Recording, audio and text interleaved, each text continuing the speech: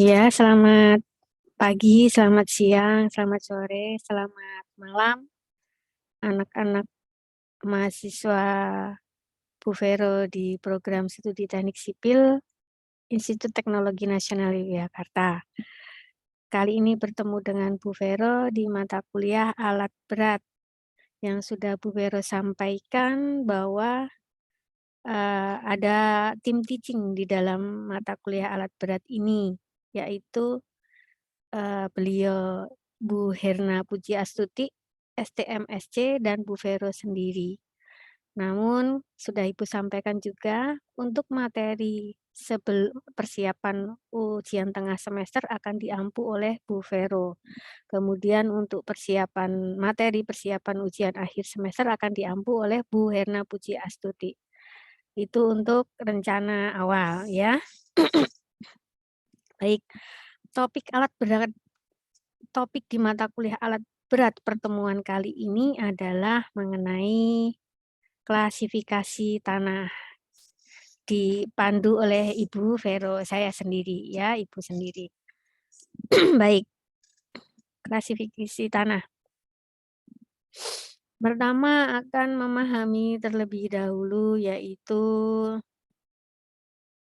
pengertian sangat penting yaitu pengertian pemindahan tanah mekanis. Pemindahan tanah mekanis atau biasa disebut PTM ya, nanti selanjutnya kita akan sebut PTM. Adalah semua pekerjaan yang berhubungan dengan kegiatan penggalian. Sepertinya pertemuan kemarin ya, di video yang kemarin juga sudah diceritakan oleh Bu Vero ya. Di kegiatan penggalian, digging, breaking, loosening, pemuatan juga loading, pengangkutan hauling, transporting, penimbunan, dumping, filling, perataan, spreading, leveling, dan pemadatan compacting tanah atau batuan dengan menggunakan alat-alat mekanis atau alat-alat berat yang sudah Bu Vero sempat sampaikan di video sebelumnya. Pekerjaan pemindahan tanah mekanis merupakan suatu pekerjaan di mana sejumlah volume tanah tertentu dipindahkan dengan bantuan alat-alat mekanis atau alat berat tadi. Pekerjaan ini melibatkan banyak variabel yang perlu dimengerti dan dipahami, antara lain pengertian terhadap tanah. Yang dimaksud dengan tanah di sini adalah bagian teratas dari kulit bumi yang relatif lunak, tidak begitu kompak, dan terdiri dari butiran-butiran terlepas, mudah lepas. Sedangkan yang dimaksud dengan batuan adalah bagian kulit bumi yang lebih keras, lebih kompak, dan terdiri dari kumpulan mineral pembentuk batuan tersebut.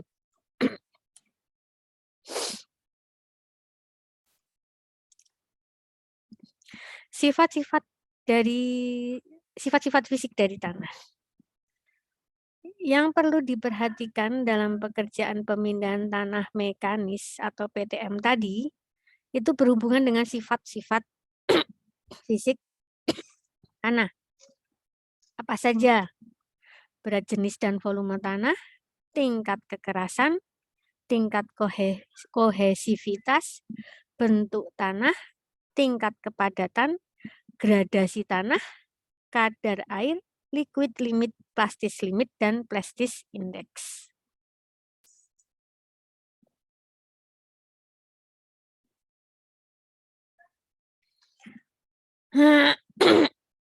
Penggolongan material menurut peralatan pemindahan tanah mekanis. Penggolongan material menurut peralatan PTM. Oleh karena perbedaan kekerasan dari material tersebut yang akan digali sangat bervariasi, maka sering dilakukan penggolongan-penggolongan berdasarkan mudah sukarnya digali dengan peralatan PTM atau alat berat tadi, mekanis ya. Salah satu cara penggolongan material tersebut adalah sebagai berikut yang di depan itu. soft atau lunak atau mudah digali, ya. Easy digging. Yang kedua agak keras, medium hard digging, ya. Yang ketiga hard digging, sukar digali atau keras. Yang keempat very hard digging atau fresh rocks, sangat sukar digali atau sangat keras intinya, atau batuan seger nih yang memerlukan pemboran dan peledakan sebelum dapat digali, ya.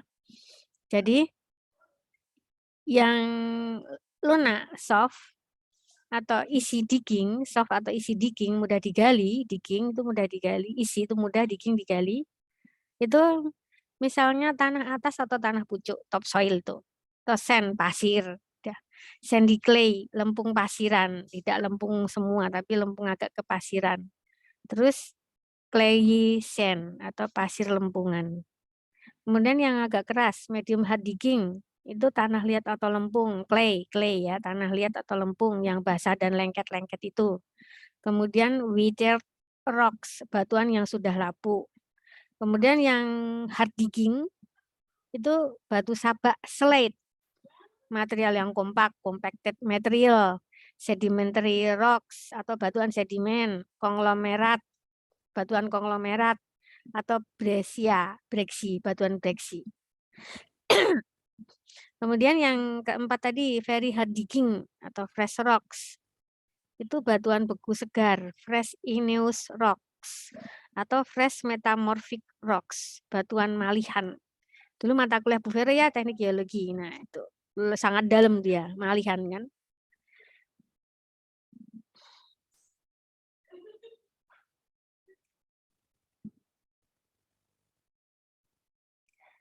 Sifat-sifat fisik, ya. Sifat-sifat fisik material dalam pekerjaan tanah. Mutlak diperlukan kesesuaian alat dengan kondisi material, ya. Jika tidak, akan menimbulkan kesulitan berupa tidak efisiennya alat yang otomatis akan menimbulkan kerugian karena banyaknya lost time, kehilangan waktu. Beberapa fisik, ya, material yang penting ini sangat diperhatikan, ya, penting diperhatikan dalam pekerjaan tanah, dalam PTM ini, pekerjaan pemindahan tanah mekanis ini, pekerjaan tanah adalah sebagai berikut.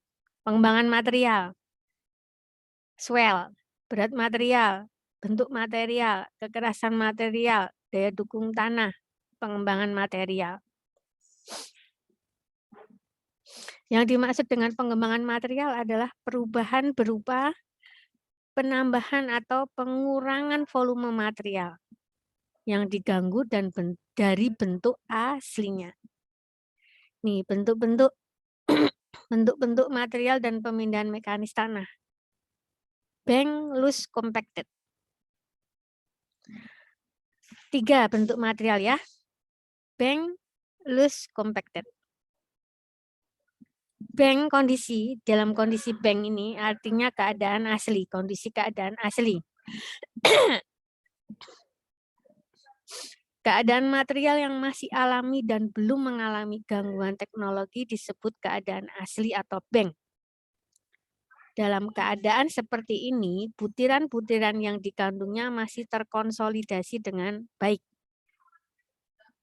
Ukuran tanah demikian biasanya dinyatakan dalam ukuran alam atau bank measure. Nanti ketemu BCM, kalian akan ketemu istilah BCM, ya, ukuran BCM, bank measure atau BCM, bank cubic meter, yang digunakan nanti sebagai dasar perhitungan jumlah pemindahan tanah. Keadaan gembur, apa nih, loose condition nih, loose yang tengah itu, yaitu keadaan material atau tanah setelah diadakan pengerjaan, sudah diganggu, disturb, sudah terganggu, sudah tersentuh. Tanah demikian misalnya terdapat di depan dozer blade, di atas truk, di dalam bucket dan sebagainya, sudah tersentuh kan, material yang tergali dari tempat asalnya. akan mengalami perubahan volume atau pengembangan atau mengembang. Swell. Hal ini disebabkan adanya penambahan rongga udara di antara butiran-butiran tanah. Sudah digali. Jadi acak otomatis akan ada masuk, terbuka rongga-rongga udara, masuk udara-udara di situ. Di antara butir-butir tersebut dalam tanah. Dengan demikian volumenya menjadi lebih besar otomatis. Ukuran volume tanah dalam keadaan ini, lepaskan loose ini, biasanya dinyatakan dalam loose measure atau loose cubic meter. LCM, nanti ketemu BCM, ketemu LCM. BCM tadi bank cubic meter, itu asli, keadaan asli, keadaan asli, belum terganggu. Yang LCM atau loose cubic meter dalam keadaan sudah terkoyak, sudah disturb, sudah mengalami ada terbentuk rongga udara, ya. LCM itu artinya kan lebih besar dari BCM. Artinya besarnya sama dengan BCM plus persen swellnya, persen pengembangannya, dikali BCM. Di mana faktor swell ini tadi, pengembang ini tergantung dari jenis tanahnya. Nanti ada tabelnya jenis tanah pengembangan dari jenis-jenis tanah. Dengan demikian dapat dimengerti bahwa LCM mempunyai nilai yang lebih besar dari BCM. Nah, sekarang yang keadaan terakhir itu apa itu? Compact, padat. Keadaan padat adalah keadaan tanah setelah ditimbun kembali dengan disertai usaha pemadatan. Keadaan ini akan dialami oleh material yang mengalami proses pemadatan. Perubahan volume terjadi karena adanya penyusutan rongga udara di antara partikel-partikel tanah tersebut. Dengan demikian volumenya berkurang, sedangkan beratnya tetap. Bingung ya volume dengan berat ya. Volume tanah setelah diadakan pemadatan mungkin lebih besar atau mungkin juga lebih kecil dari volume dalam keadaan bank. Asli dengan dipadatkan itu sudah berbeda, asli dan dipadatkan. Ya. Hal ini tergantung dari usaha pemadatan yang dilakukan. Ukuran volume tanah dalam keadaan padat biasanya dinyatakan dalam compact measure atau CCM, compact cubic meter. Pada umumnya, setiap pekerjaan pembangunan sipil, pembangunan di teknik sipil, apabila diperhitungkan masalah efisiensi waktu dan efektivitas kegiatan pada proyek yang berskala besar, maka perlu dilakukan dengan cara mekanis atau dengan menggunakan bantuan tenaga mesin atau peralatan yang kita sebut biasanya alat-alat berat.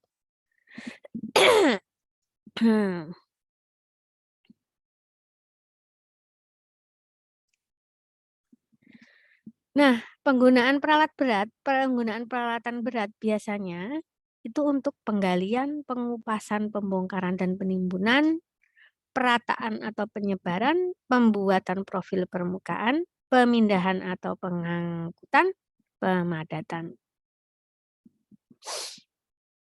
Untuk mencapai tingkat efisiensi,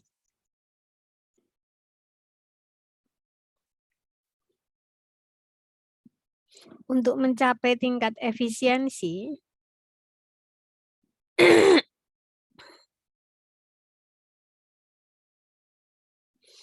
untuk mencapai tingkat efisiensi dan efektivitas pekerjaan, perlu dilakukan perencanaan secara cermat dan teliti yang dilakukan oleh kompeten ya, orang yang kompeten ya, punya keahlian, pengalaman yang baik dan memiliki kemampuan manajerial. Sasaran utama proyek adalah bagaimana dapat melakukan efisiensi terhadap biaya, mutu, dan waktu. Atau bisa kita sebut BMB. Biar selalu ingat nanti, biaya, mutu, dan waktu. BMB. Nah, dalam pelaksanaan pekerjaan pemindahan tanah mekanis yang perlu diperhatikan ini, perhitungan volume pekerjaan. Perhitungan volume pekerjaan, volume tanah, tanah asli, tanah lepas, tanah padat tadi, jenis tanahnya itu diperhitungkan volume pekerjaan. Kemudian disepesifikasi pekerjaan. Tadi ada jenis pekerjaan apa? Galian, timbunan, land clearing, striping, pemadatan. Terus nanti hasil pekerjaannya ya. Kemudian yang pemilihan jenis peralatan atau alat yang digunakan. Jenis dan tipe alatnya, nanti ada fungsinya macam-macam. Kapasitas alatnya biar tidak merugi ya produksinya. Kemampuan dan suku cadang alat tersebut ini ke biaya ya, ke biaya produksi, biaya perawatan. Terus yang keempat, perencanaan sumber daya manusia, manpower atau SDM-nya itu harus kualitas tinggi. Terus kelima, mobilisasi peralatannya. Keenam, perencanaan metode kerja, mungkin nanti ada organisasi pelaksanaannya harus pasti. Job desk-nya, terus prosedur operasi kerjanya, prosedur perawatan peralatan, prosedur keselamatan kerja, K3 penting sekali. Prosedur pelaporan administrasi dan keuangan sangat penting itu K3 juga diutamakan ya sekarang ya sangat ya kalau kalian menjadi seorang pemimpin tuh perlu sekali pengetahuan tentang K3, pengawasannya dan perundangannya dan sanksinya silakan sangat perlu. Yang ketujuh, sarana pendukung di lapangan. Terakhir, sarana pendukung di lapangan. Sistem perawatan alat-alat beratnya, sistem logistik perawatan, sistem komunikasi dan informasi kerjanya. Tercakup di sarana pendukung di lapangan.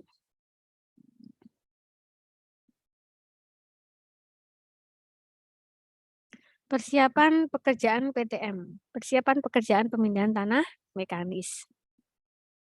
Yaitu survei lapangan, set survei. Hal-hal yang perlu dilakukan dalam survei lapangan misalnya keadaan lapangan, kondisi tenaga kerja, ras SDM, kondisi transportasi dan akomodasi. Kemudian yang kedua, persiapannya, perencanaan. Berdasarkan hasil survei yang tadi, persiapan yang survei lapangan, dapat dibuat rencana kerja yang akan menjadi acuan nanti untuk kelancaran ya. Perencanaan acuan kerjanya adalah persiapan kerja, struktur organisasi proyeknya pasti sudah ada, jadi udah ada job desk-nya. Kemudian penentuan metode dan prosedur kerjanya sudah sistematikanya diurutkan. Jadi pada saat sudah mulai proyek berjalan, sudah tidak ada kendala. Sudah punya masing-masing terorganisir ya intinya. Jadwal kerjanya, time schedule-nya harus diselesaikan berapa lama, yang pekerjaan ini bisa sampai berapa lama, dan harus ada evaluasinya. Penentuan jenis, tipe, dan kombinasi peralatan yang akan dipergunakan, supaya terjadinya itu apa ya, efisien efektif dalam pemanfaatan alat berat tersebut. Nanti punya dump truck nggak taunya yang diusung hanya berapa, yang diangkut oleh dump truck hanya berapa, punya dump trucknya banyak dipakai semua, itu sudah tidak efisien dan efektif. Penentuan jumlah alat-alat berat dan tenaga kerja yang akan digunakan. Sistem logistik dan maintenance-nya, maintenance atau perawatannya juga. Yang terakhir, pelaksanaan pekerjaan. Pada tahap pelaksanaan pekerjaan merupakan tahapan yang menentukan terhadap keberhasilan dari sasaran yang hendak dicapai oleh tim manajemen proyek tersebut. Tim manajemen proyek kalian. Yang perlu diperhatikan nih dalam memulai pelaksanaan pekerjaan adalah penentuan titik dimulainya pekerjaan. Starting point ditentukan di mana dimulai. Kemudian analisa terhadap keadaan lokasi dari peta topografi yang ada. Lantas pengaturan pentahapan areal yang akan dikerjakan. Terus pengaturan dan pembuatan jalan akses bagi lalu lintas alat-alat berat sehingga tidak terjadi hambatan. Lancar, sudah dibuat juga. Pengamanan lokasi dari orang-orang yang tidak berkepentingan dengan pekerjaan supaya tidak terjadi apa-apa.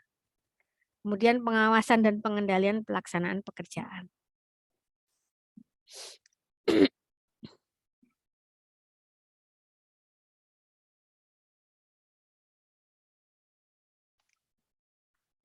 Ibu akan kenalkan alat berat dalam PTM ya, alat berat dalam pekerjaan pembinaan tanah mekanis.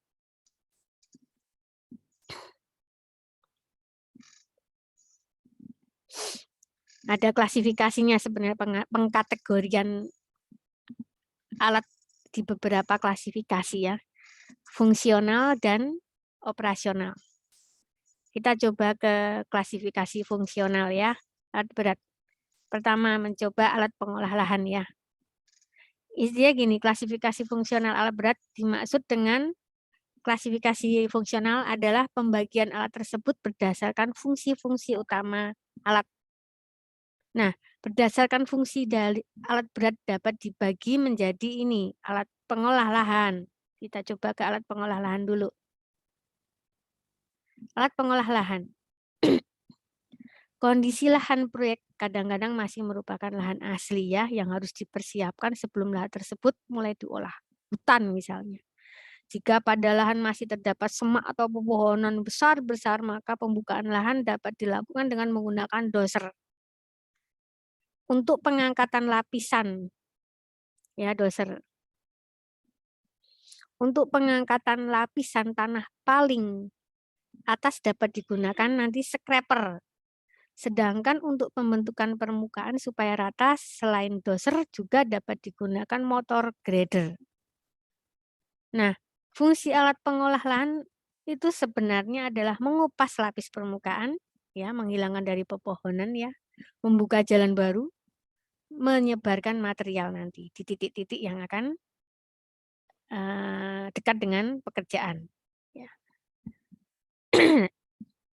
Kita coba ini apa doser. Doser merupakan traktor yang dipasang pisau atau blade di bagian depannya. Blade atau pisau berfungsi untuk mendorong atau memotong material yang ada di depannya, mendorong dan memotong. Jenis pekerjaan yang tepat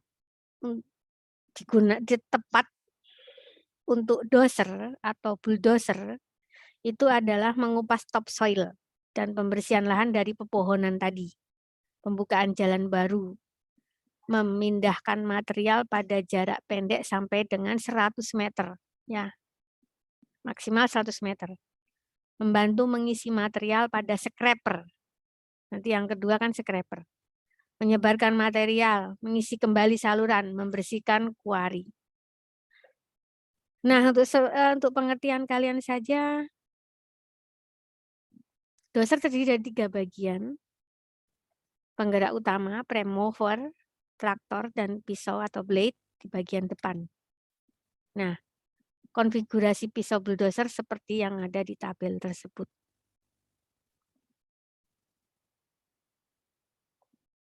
Masing-masing tuh dengan ukuran mesin, berat mesin juga, panjang pisau akan berbeda, tinggi pisau juga akan berbeda. Ukuran mesin berbeda, berat mesinnya juga akan berbeda. Teknik pengoperasiannya dalam pelaksanaan pekerjaan konstruksi ada 2 teknik yang sering digunakan, yaitu side by side dosing dan slot dosing. Pada teknik side by side dosing, 2 doser bekerja secara bersamaan secara berdampingan. Pisau kedua doser dihimpitkan sedekat mungkin. Untuk teknik slot dosing dibuat semacam penghalang di sisi pisau yang berfungsi untuk menghindari adanya spillage dari doser. Scraper.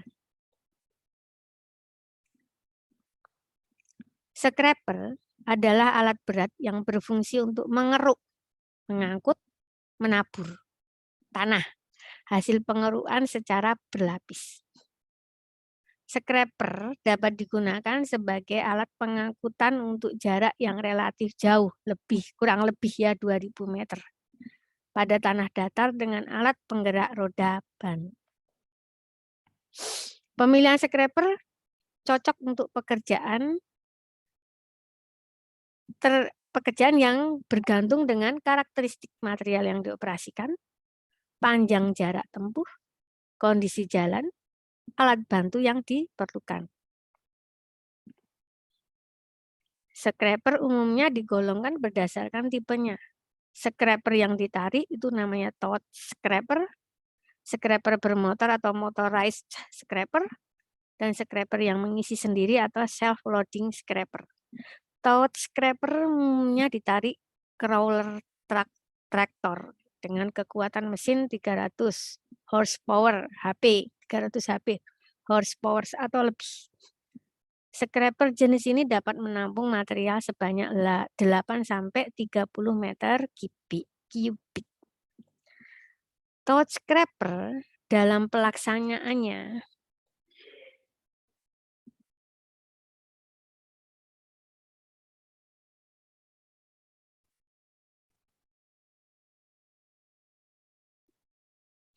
tow scraper dalam pelaksanaannya dibantu alat lain seperti dozer tadi ya. Alat ini bekerja dengan kecepatan gerak lamban, namun kelebihan dari alatnya si tow scraper yaitu mengangkut heavy load, ya, beban yang berat, berputar pada radius kecil, bisa menyebarkan material secara merata tanpa memerlukan alat lain, bisa ekonomis pada pekerjaan pembukaan lahan. Kemudian daya tampung motorized scraper adalah sebanyak 15-30 meter kubik. Motorized scraper mempunyai kekuatan 500 horsepower atau lebih dengan kecepatan mencapai 60 km per jam. Karena dia menggunakan alat penggerak ban. Ya. Lebih ringan kan.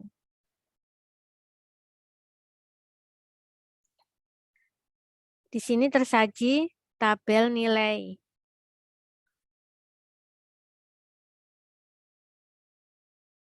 Kecepatan pengangkutan rata-ratanya untuk. Nah, untuk yang bintang itu ada 1 bintang itu kondisi baik, 2 bintang kondisi sedang, 3 kondisi buruk untuk tanahnya.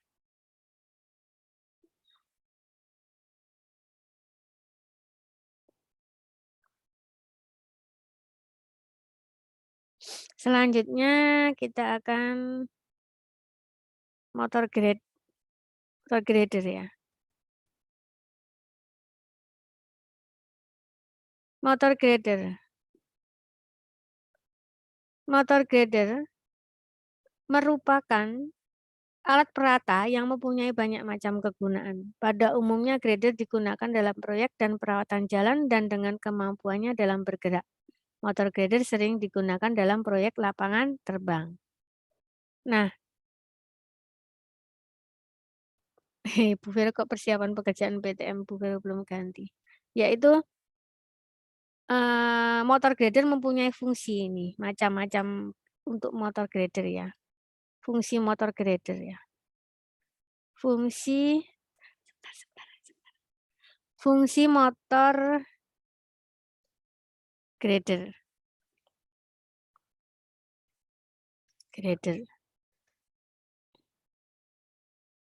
Meratakan dan membentuk permukaan, merawat jalan, mengupas tanah, menyebarkan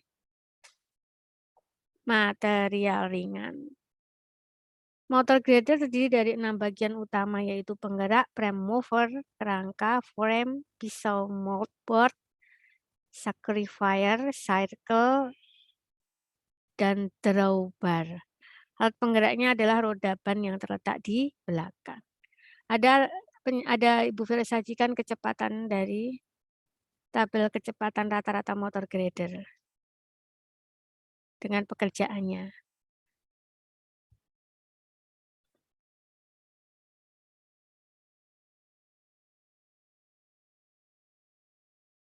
Kita masuk sekarang ke alat penggali ya. Alat penggali. Jenis alat ini dikenal juga dengan istilah ekskavator. Beberapa alat berat digunakan untuk menggali tanah dan batuan. Yang termasuk di dalam kategori ini, alat penggali ini adalah front shovel, backhoe, drag line, dan clamshell. Ya, kita coba yang backhoe. Pengoperasian backhoe umumnya untuk menggali saluran, terowongan atau basement. Backhoe terdiri dari 6 bagian utama, yaitu struktur atas yang dapat berputar, boom, lengan atau arm, bucket, slewing ring, dan struktur bawah, boom. Lengan dan bucket digerakkan oleh sistem hidrolis. Struktur bawah adalah penggerak utama yang dapat berupa roda ban atau roda crawler. Ya. Cara kerja backhoe.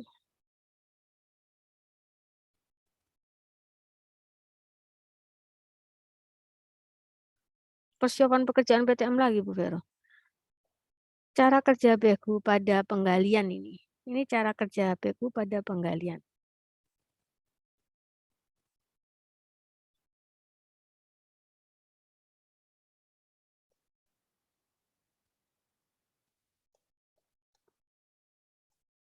Pekerjaan penggalian.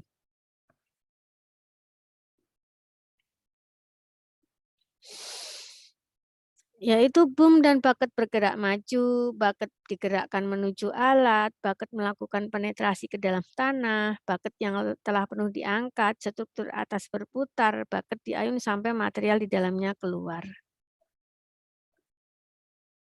Nah, ini ada penyajian tabel.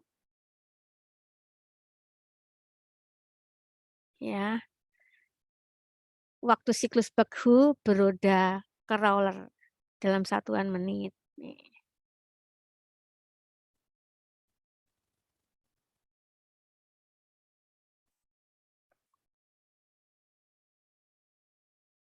Nah, kita masuk coba front shovel. Front shovel digunakan untuk menggali material yang diletakkan di atas permukaan di mana alat tersebut berada. Alat ini mempunyai kemampuan untuk menggali material yang keras. Jika material yang akan digali lunak, maka front shovel mengalami kesulitan. Langkah-langkah pekerjaannya adalah pertama, gerakan bucket ke depan sampai bagian ujung bucket menyentuh material. Gerakan bucket ke atas yang bertujuan untuk menggaruk tebing sehingga bucket terisi. Tarik bucket ke arah alat saat sudah terisi penuh material. Struktur atas berputar untuk pembongkaran material baik dengan membentuk timbunan pada truk. Saat posisi tebing sudah jauh dari jangkauan, alat digerakkan mendekati tebing untuk pekerjaan penggalian selanjutnya.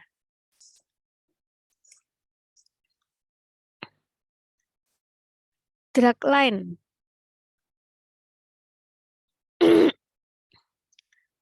Drag line merupakan alat gali yang dipakai untuk menggali material dengan jangkauan yang lebih jauh dari alat-alat gali lainnya. Ketinggian timbunan hasil pembongkaran, radius pergerakan, dan jangkauan penggalian drag line lebih besar dibanding dengan front shovel. Untuk kapasitas yang sama, maka penggunaan drag line akan memberikan jangkauan yang lebih jauh. Namun dilihat dari segi produktivitasnya, dengan kapasitas yang sama, maka produktivitas front shovel lebih besar daripada produktivitas drag line.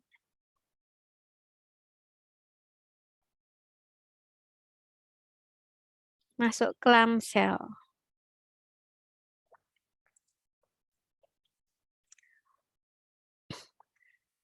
Pada umumnya, clamshell digunakan untuk penggalian tanah lepas seperti pasir, kerikil, batu pecah, dan lain-lain. Clamshell mengangkat material secara vertikal. Ukuran bucket pada clamshell bervariasi antara ringan sampai berat. Bucket yang ringan biasanya digunakan untuk memindahkan material, sedangkan yang berat untuk menggali. Pada bucket yang berukuran berat umumnya dipasang gigi yang membantu alat dalam menggali material.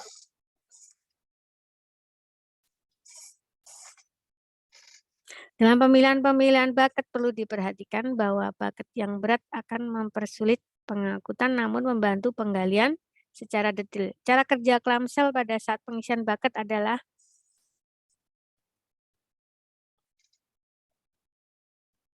ya, bucket digantungkan pada kepala kren melalui hoist cable, kemudian tak kabel dilepas, bucket turun karena beratnya sendiri dan rahangnya membuka. Untuk mengisi bucket, rahang ditutup dengan menarik tak kabel. Alat berikutnya, alat pengangkut material. Crane termasuk di dalam kategori alat pengangkut material, karena alat ini dapat mengangkut material secara vertikal dan kemudian memindahkannya secara horizontal pada jarak jangkau yang relatif kecil. Untuk pengangkutan material lepas loose material dengan jarak tempuh yang relatif jauh, alat yang digunakan dapat berupa belt, truk, dan wagon. Alat-alat ini memerlukan alat lain ya yang membantu memuat material ke dalamnya. Kita coba. Apa tadi? Keren. Kita coba. Keren. Keren. Alat pengangkutan vertikal atau alat pengangkut yang biasa digunakan di dalam proyek konstruksi adalah kren. Cara kerja kren sebagai alat angkat adalah dengan mengangkat secara vertikal material yang akan dipindahkan, memindahkan secara horizontal, kemudian menurunkan material di tempat yang diinginkan. Ada macam-macam kren. Kren dengan penggerak, struktur atas kren dengan penggerak, tower kren. Kren dengan penggerak artinya kren tersebut dapat melakukan mobilisasi dari suatu tempat ke tempat lain. Kren yang mempunyai kemampuan bergerak ini terdiri atas 3 jenis yaitu crawler, mounting, atau kren beroda crawler, truck crane, dan wheel mount crane. Untuk yang struktur atas kren dengan penggerak, boom pada kren dengan penggerak dapat berupa lattice boom dan telescopic boom. Lattice boom adalah boom kren yang terdiri dari rangkaian baja, sedangkan telescopic boom adalah boom hidrolis yang panjang pendeknya diatur dengan menggunakan silinder hidrolis. Tower crane digunakan untuk mengangkat material secara vertikal dan horizontal ke suatu tempat yang tinggi pada ruang gerak terbatas. Beberapa pertimbangan perlu diperhatikan dalam pemilihan alat ini. Misalnya kondisi lapangan tidak luas, ketinggian tidak terjangkau oleh alat lain, penggerak alat tidak perlu.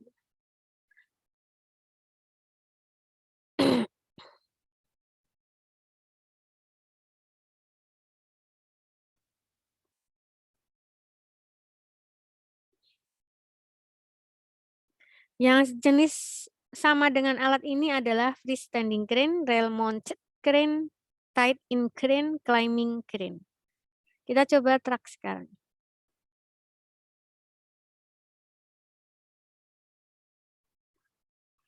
Truk sangat efisien untuk pengangkutan jarak jauh. Kelebihan truk dibanding alat lain. Kecepatan lebih tinggi, kapasitas besar, biaya operasional kecil. Kebutuhannya dapat disesuaikan dengan kapasitas alat gali. Klasifikasi truk berdasarkan faktor, yaitu ukuran, tipe mesin, bahan bakar, jumlah roda as maksudnya jumlah roda as dan cara penyetiran, metode pembongkaran metode bongkar muatnya, kapasitasnya, sistem pembongkarannya, rear dam, bottom dam, atau side dam. Ini ada tabel Ibu sampaikan, yaitu kapasitas dan berat truk sesuai tipe truk.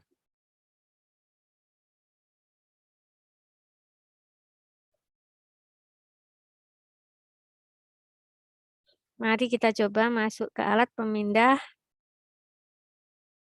material. Ya, alat pemindah material. Yang termasuk dalam kategori ini adalah alat yang biasanya tidak digunakan sebagai alat transportasi, tapi digunakan untuk memindahkan material dari satu alat ke alat yang lain. Loader dan dozer adalah alat pemindahan material. Kita coba loader. Dozer sudah ya tadi ya.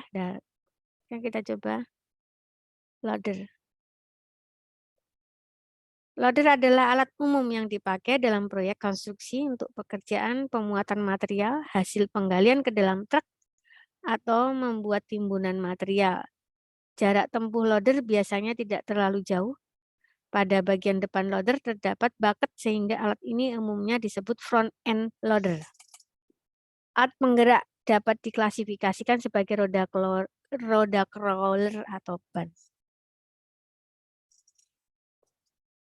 Kapasitas angkat loader dipengaruhi oleh beberapa faktor. Faktor itu antara lain berat mesin, lokasi titik berat alat, panjang radius, tenaga alat. Sementara produktivitas alat dipengaruhi oleh faktor kondisi material, tipe bucket, dan kapasitasnya, area untuk penggerak loader, waktu siklus loader, waktu efisien loader.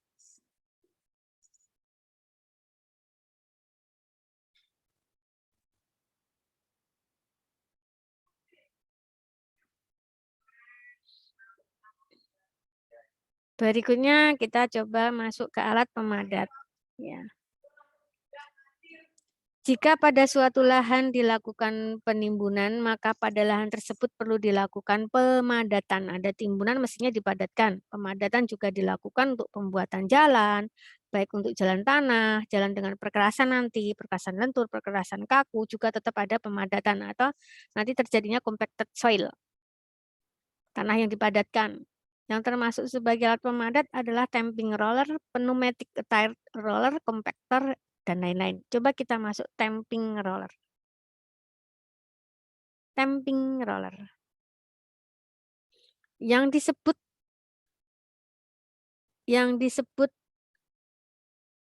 disebut tamping roller adalah alat pemadat yang berupa ship's foot roller. Dalam pengoperasiannya, tamping roller ada yang dapat bergerak sendiri maupun ditarik oleh alat lain.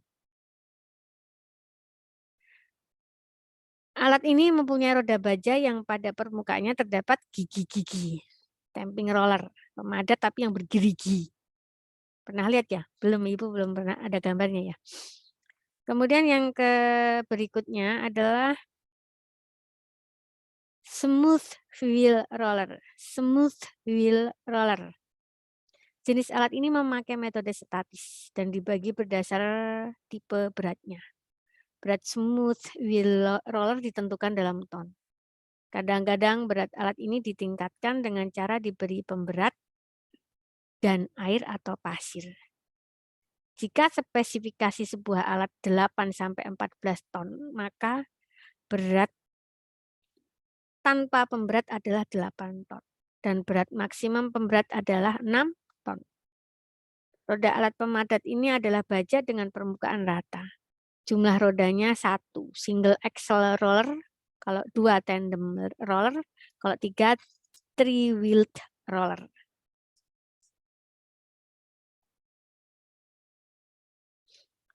Berikutnya adalah pneumatic tire roller. Pneumatic tire roller, tekanan alat pada permukaan tanah diatur dengan cara mengatur lebar ban dan mengatur tekanan ban. Tekanan pada ban diatur sesuai dengan kondisi tanah. Untuk pekerjaan pemadatan tanah, alat ini memerlukan 4-8 pas. Sedangkan untuk pemadatan jalan dilakukan dengan 4-6 pas. Kecepatan pemadatan yang paling baik adalah 20 kali maju mundur per jam. Proses pemadatan alat ini menggunakan gabungan antara metode kneading action dan static wake.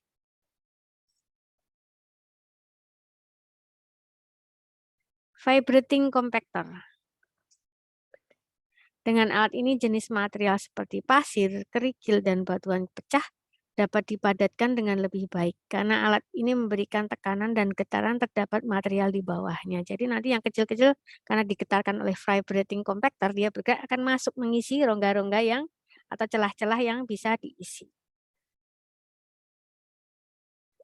Alat yang punya roda depan besi dan roda belakang karet digunakan untuk pemadatan tanah. Pada roda karet terdapat kembang yang berfungsi untuk menjaga agar alat mengalami slip.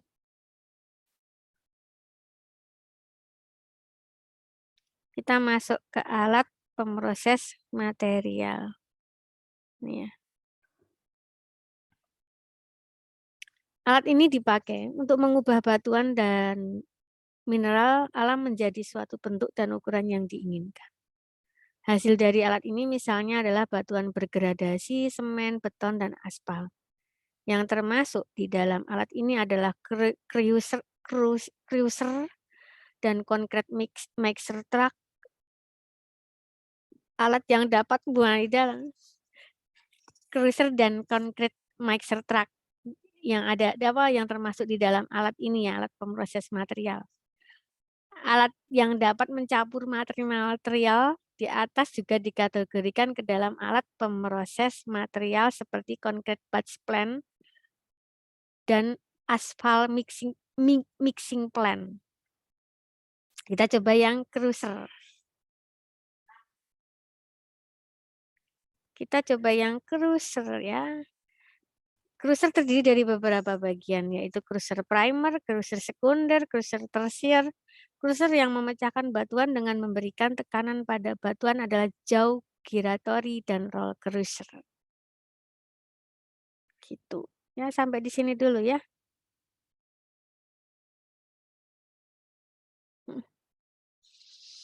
Sampai di sini dulu. Cruiser sudah selesai. Thanks a lot. Terima kasih anak-anak sudah disimak ya nanti.